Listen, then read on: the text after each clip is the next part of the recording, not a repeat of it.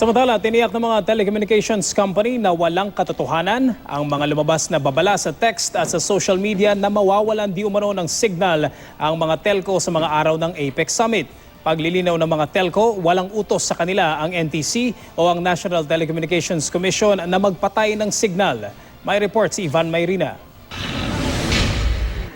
Isa sa mga hakbang pangseguridad na ipinapatupad tuwing may malalaking pagtitipon o high-risk na bisita ang pagpatay sa mga signal ng telecommunication companies para maiwasan magamit ang mga cellphone sa pag-detonate ng isang explosive device. Ginawa na ito sa pista ng Itim na Nazareno. Pinakahuli nang bumisita si Pope Francis sa Pilipinas itong Enero.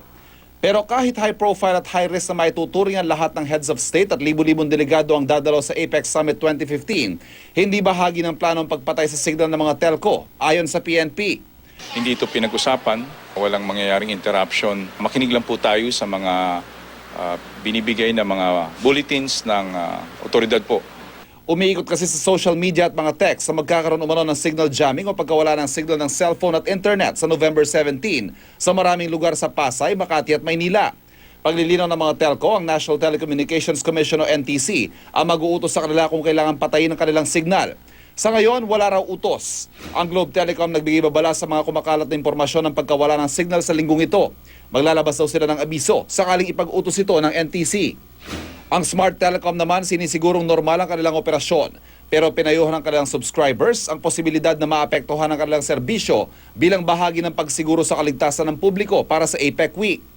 Kung merong interruption ngayon, hindi yon ang dahilan ay inutusan sila, hindi there may be some technical problems on their side, pero yung directive na wala po yon. Kung kailangan po ng ma-ensure yung security para sa APEC, isasagawa po yan kung kinakailangan. Pero as of now, wala pa pong ganon. Ivan Mayrina, GMA News.